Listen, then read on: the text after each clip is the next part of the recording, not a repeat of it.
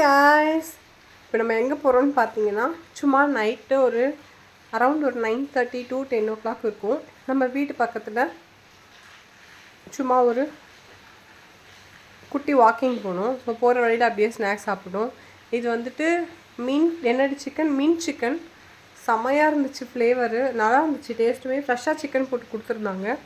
அப்படியே சாப்பிட்டுட்டு பானிபூரி சாப்பிட்டுட்டு மஷ்ரூம் சாப்பிட்டுட்டு சும்மா அப்படியே ரோட்டில் நடந்துட்டு இருந்தோம்.